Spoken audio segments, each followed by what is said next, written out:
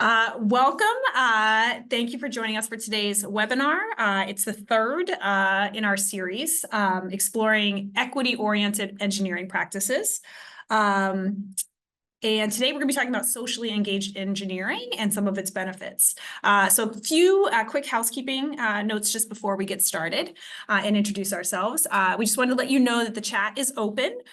So if you have any questions, feel free as you think of them to just drop them in the chat. We will definitely leave time at the end for questions, for ponderings, for wonderings. And you can direct those questions either to the facilitators, myself and Kendall, or to the whole group. And then you should be able to click the closed captioning button, I believe at the bottom of the screen. And if there's any trouble with that, that should be available once the recording is available as well. All right, so we'll go ahead and jump in. So my name is Carrie Baldwin. I am the Professional Learning and Outreach Manager, one of two, currently based in Boston. And I use she, her pronouns. And I taught middle school and high school science for 10 years here in Boston, and then spent 10 years as an instructional coach at an AmeriCorps organization called City Year. And then just recently transitioned over here to the Museum of Science in Boston. I'm very excited about that. And I'll turn it over to Kendall to introduce themselves. Hello, everyone. My name is Kendall. I use she, they pronouns. I am also a professional learning and outreach manager here at the Museum of Science. Also a recent addition. I'm coming off of a director of education position at a different museum. And prior to that, I was a pre-K educator at the Smithsonian. And I hold a master's in teaching as well. So it's exciting to bring all these experiences together to help you get familiar with socially engaged engineering. So we'll go ahead and dive in. Excellent. All right, so we're going to move on in the next slide to our objective and our agenda. So our objective for today is that you'll be able to describe the principles and the benefits of socially engaged engineering, and just identify how some of those principles are embedded in our different grade bands by looking at some sample units. And so our agenda for today is just kind of a quick overview of our equity-oriented engineering model, talking about what socially engaged engineering is and what some of those benefits are. And then we're going to dive into just a quick, we're going to take a quick look at some of our units by grade band and really identify how do those socially engaged principles show up in the curriculum. All right, and I'm going to turn it over.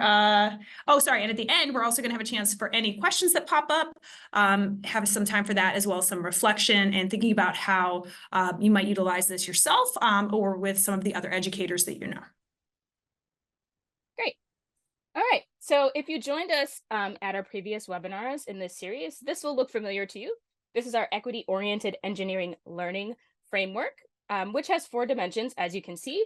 Each of which encompasses principles that help structure the resources that our team developed for youth engineering solutions. That's our YES curricula, which includes elementary, middle school, and out-of-school time units.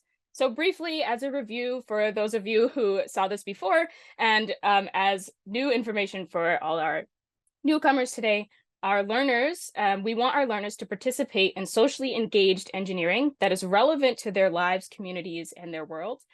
By engaging in authentic engineering practices using asset-based approaches that draw on their strengths and existing knowledge. And as they do this kind of work, learners build their knowledge of and facility with engineering so that they can view themselves as competent problem solvers and create engineering identities. And as you know, we are focused on socially engaged engineering today. So what is socially engaged engineering? Well, socially engaged engineering, in sum, helps learners to see that engineering impacts our society and our world, and our curriculum is designed with this in mind. So I think it jumped slides. That said, some of these, what the inspiration is from our curriculum team was Dr. Gulnasgar Mohammed. She studies Black historical excellence with educational communities with goals of reframing curriculum and instruction today. This is her equity framework for literacy instruction, shown on the screen here. The two facets of her equity framework that the curriculum team was really inspired by were identity and criticality. And that's because most curricula we see today already emphasizes skill building and intellectualism because they want students to learn new skills and understand new concepts. But the two branches, identity and criticality, really ask learners to understand themselves, their communities, and the society that they belong to on a deeper level. So that really inspired this framework. And from that research, the team distilled down 3 design principles related to socially engaged engineering. So the 3 are shown here on your screen. And while engaging in any of our YES units, learners have to situate the problem in a societal context. What does that mean? Well, we want students to engage in real-world engineering challenges that expand their horizons while connecting to their lives, communities, and cultures. All of the activities begin with narratives that demonstrate how engineers shape our world by solving problems. The next one is consider the impacts of that problem on different individuals, groups, and systems. So students have to think and consider who or what is most affected by the problem and how. They use this knowledge to make design decisions later on when they are designing and planning whatever their design solution is. And lastly, we want them to think critically about the impact of whatever solution is engineered and designed. So students think about and identify consequences, whether positive or negative, of these engineered solutions, and then they consider the potential impacts of the technologies that they design. And so now you may be asking, so why should we approach engineering in this particular way? Well, engineering doesn't take place in a vacuum. Engineers and their designs exist within our society. So in our society, as we know, have conscious and unconscious biases that really impact everyone, including engineers and their design processes. This means that their innovations don't impact everyone in the same way. So we have to ask ourselves and our students to consider these larger contexts when engaging in engineering. So for example, shown on the screen here, you see one of these headlines about encoded or built-in bias in technology.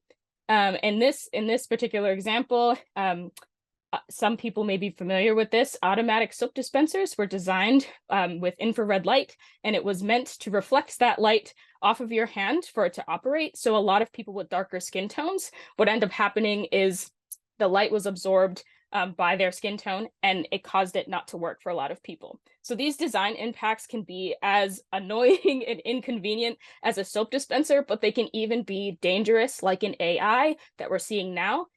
So it's really, really important for all of us, educators and learners, to consider these things when we're engaging in engineering. That said, there are a ton of benefits to approaching engineering learning in this way. And this is just a diagram to show some of the major benefits, but there are definitely more that we could distill down and that we can consider later on. So for both educators and learners, this model really helps reframe how we think to allow for more diverse perspectives and helps us view learners as assets and values their different ways of learning. If we take a look at our educator side, for educators specifically, it really helps educators learn about their students and the communities they belong to and allows them to connect deeper. A lot of times we work outside of our school districts and we're not familiar necessarily with all the sort of cultural norms and identities that exist in our own community.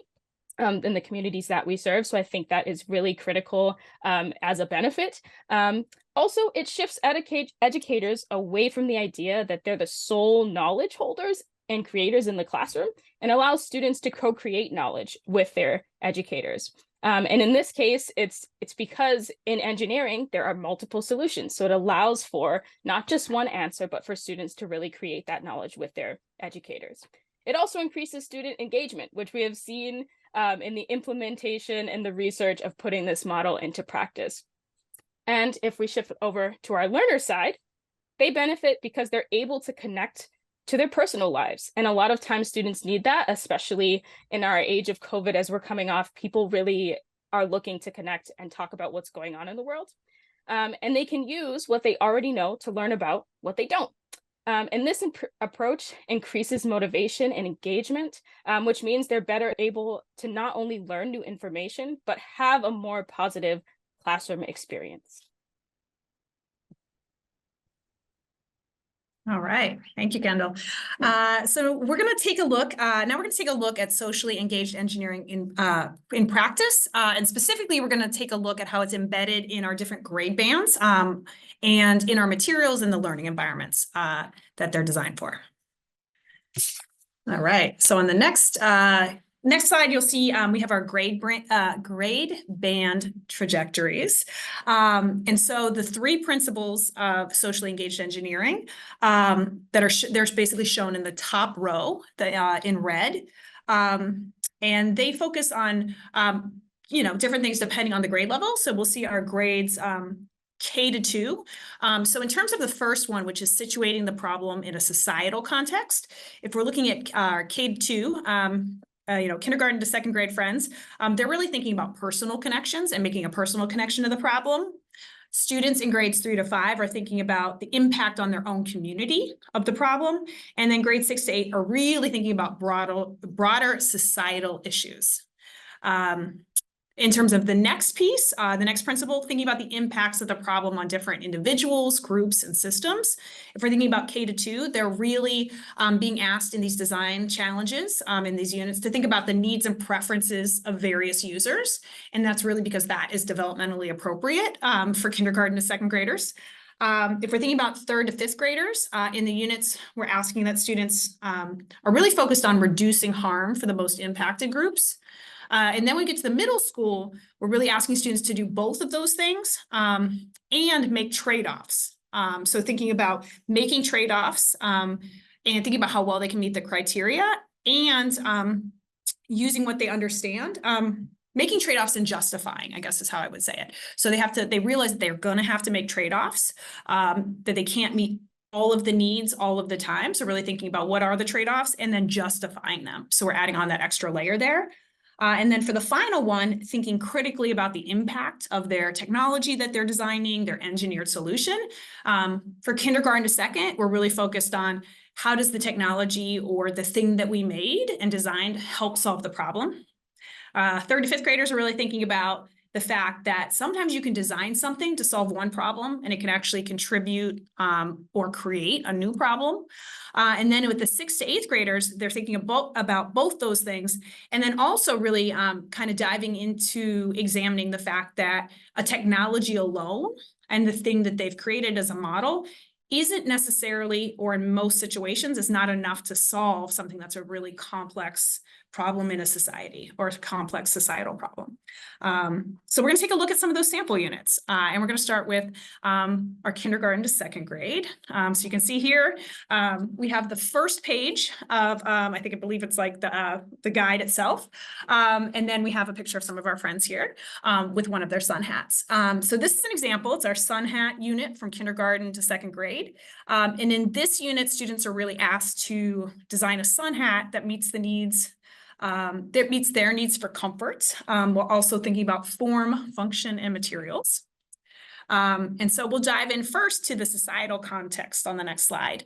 And what students are doing is they're making personal connections to the problem. So we're thinking about the societal context, and for kindergarten to second graders, they're really thinking about making a personal connection to the problem.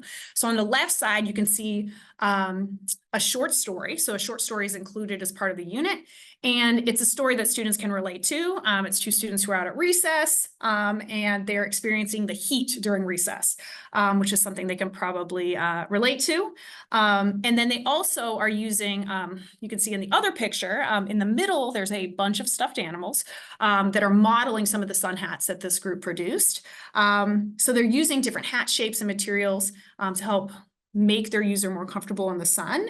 And it's designed not to just identify a problem, come up with a solution, but also designed to help them examine empathy. And one of the ways that it's done is through these stuffed animals as well. And that's based on a lot of research that really shows that students can make that connection, especially in these grade levels, to something that's tactile, soft, and familiar. So you can see some of those hats on our stuffed animals up there.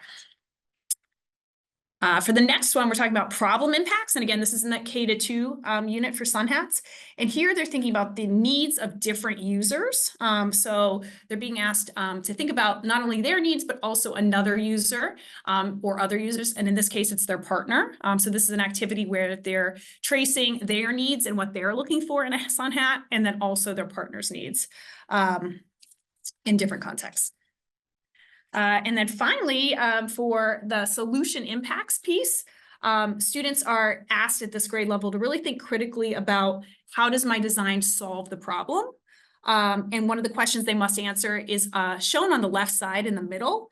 And they must answer this during the testing phase. Does the hat have all the parts that you and your partner need? And thinking about that piece of information. So again, this is our K-2, just a sample lesson from that K-2 band and how it meets some of those different principles. All right, shifting gears over to our 3rd to 5th grade band. This is our plastic filters unit. It's one of several units for grades 3 to 5. In this unit, it asks students to design a plastic filter to reduce the amount of plastic pollution entering their bay from a river.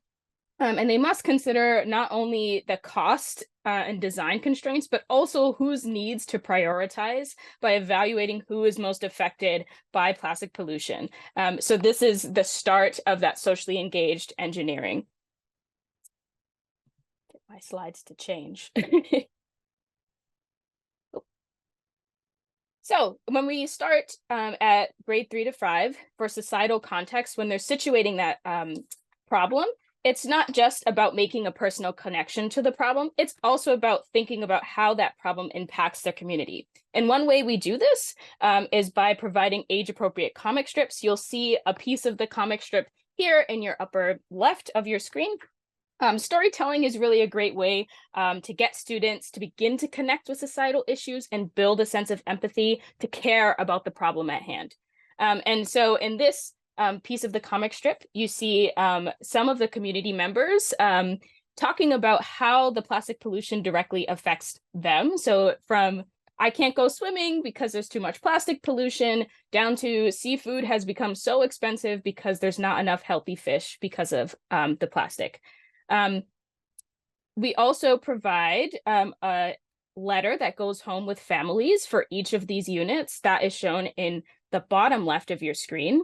And this snippet is designed so that you can bridge the gap between home and school.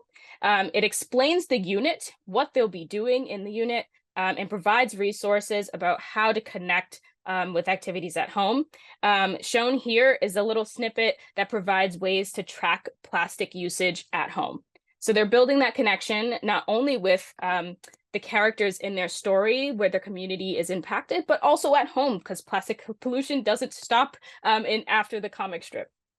And lastly, you'll see on your right, this is a page from an engineering design notebook, which is provided for educators for students to use. And this asks students to take a look at plastic pollutants at their school. So they can draw or list the things that they find, they count all of them, and then think about how they can dispose of this plastic. And this student notes that they could put it in the recycling or even reuse it. So this is just another way where we're thinking about not only the community in the comic strip, but the community at school, and then the society at which they live when they go home. So this is really that next step in our grade brand trajectories, beyond just making personal connections. It's thinking beyond what's happening in the community and how does this impact us outside of the classroom.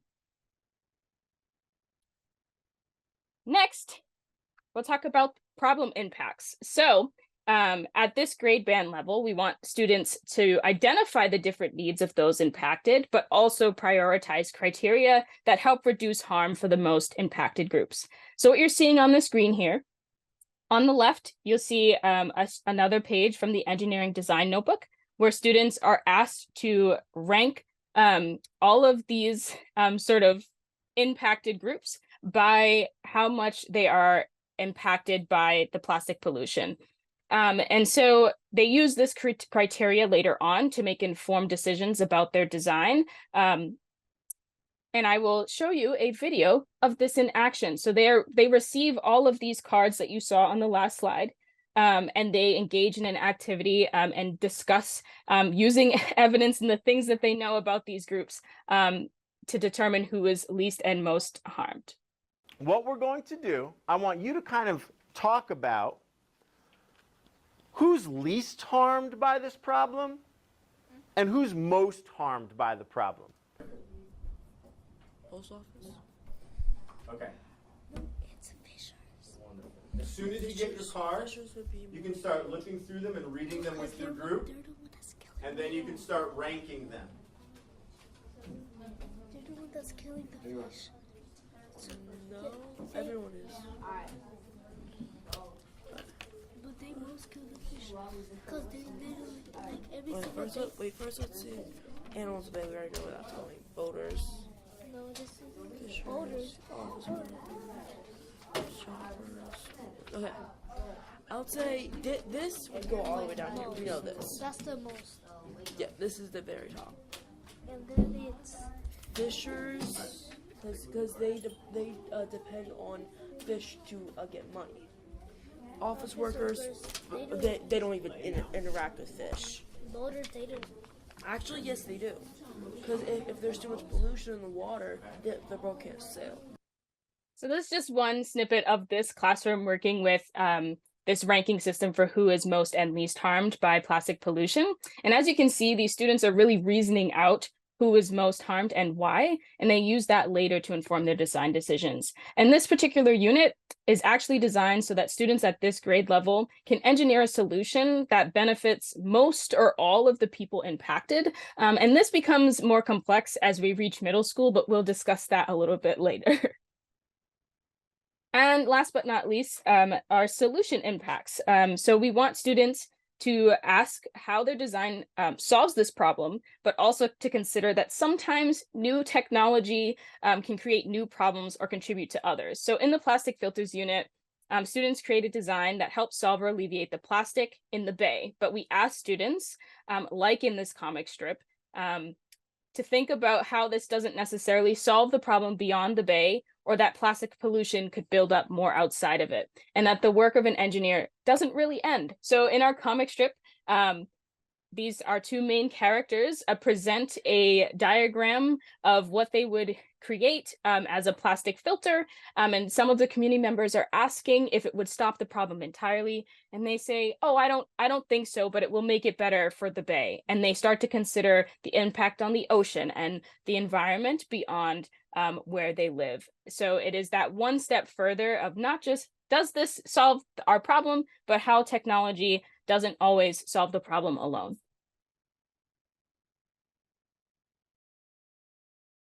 All right, and now we're going to move into an example of a unit from the grade 6 to 8 band that highlights some of these socially engaged principles. And so this is going to be, this is our medicine coolers unit. So students in the 6th to 8th grade are doing everything that the students in the younger grades are doing in terms of the socially engaged engineering principles.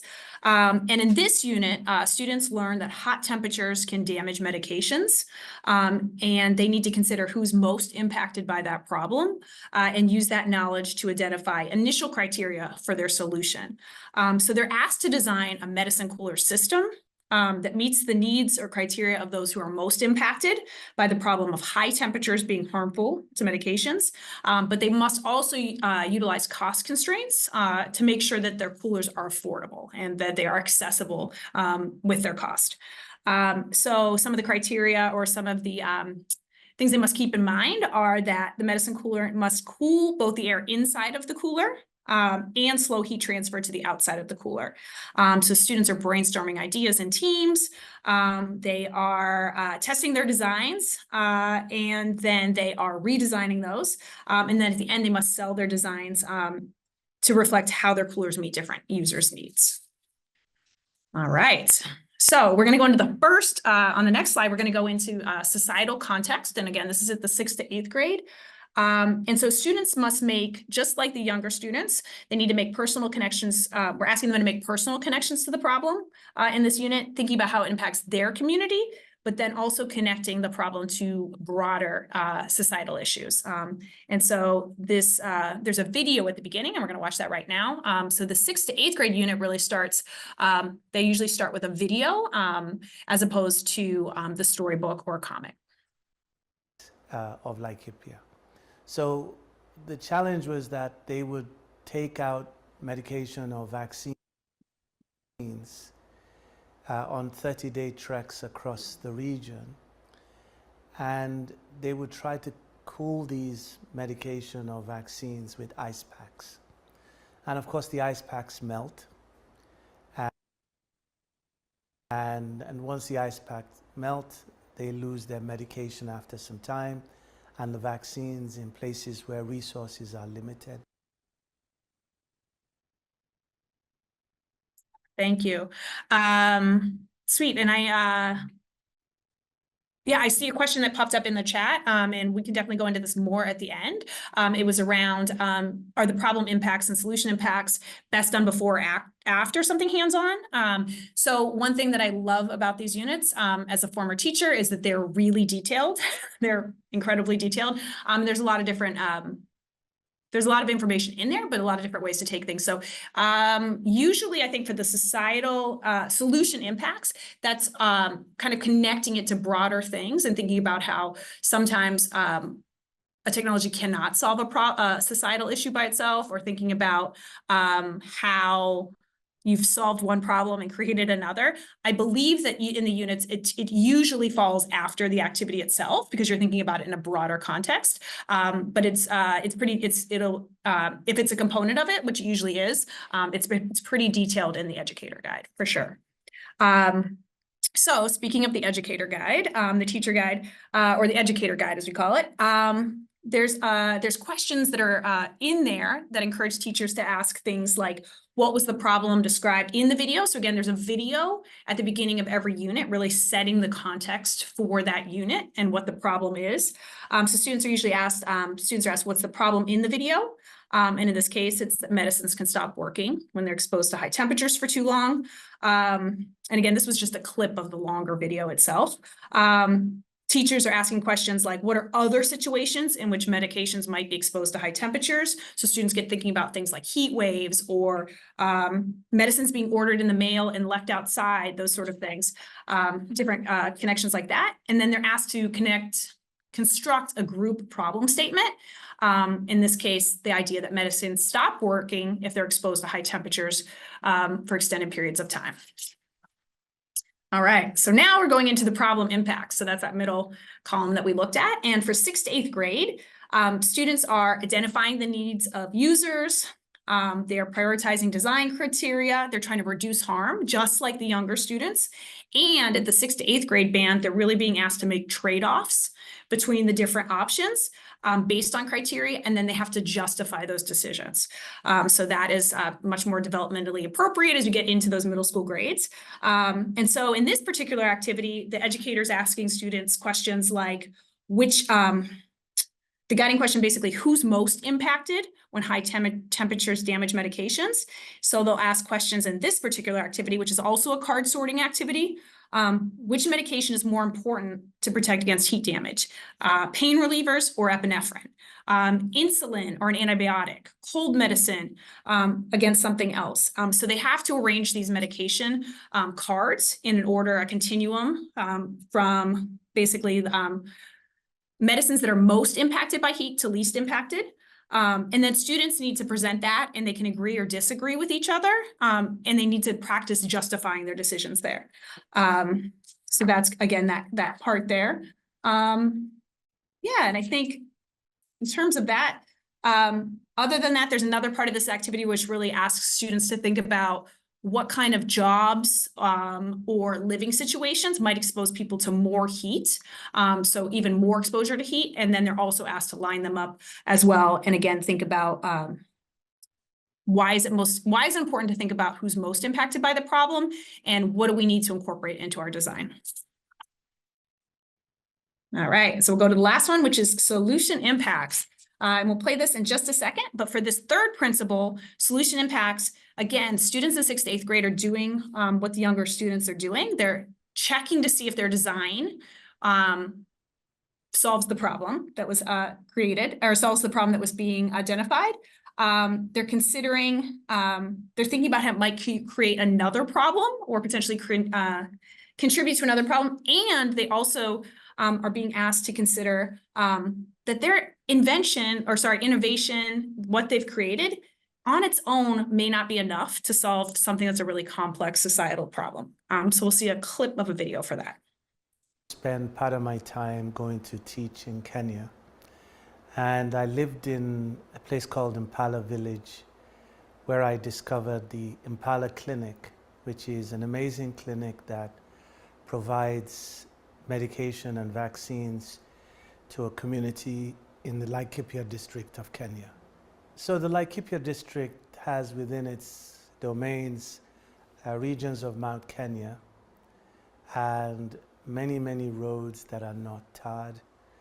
And so getting through that district often requires four-wheel drive vehicles, and there's some regions that you can't access even on a four-wheel drive. So people over centuries have developed methods that they use to transport themselves on camels, sometimes on donkeys.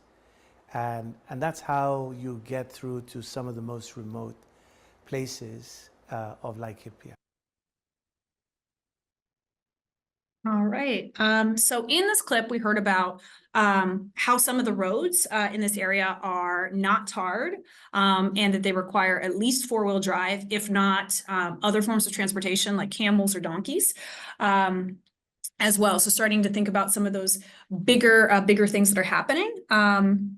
So in this one, that's something you can think about extending the activity to kind of have students dig into that piece. So I'm sure as educators, you know that it can be really difficult to get everything in to every lesson, every unit, all of those things. And so medicine coolers, I think, is a really robust unit. And there's not necessarily specific questions or an activity that kind of push this idea of like, is your medicine cooler enough to solve bigger societal problems? So what else could be getting in the way? What are potential other barriers that you could have the best medicine cooler designed, but its medicine is still not getting to everybody who needs it. And so that can be something that as a teacher and as an educator that you're also pushing students to think about. And again, there sometimes are very specific activities that get at that, and other times it's really pushing students to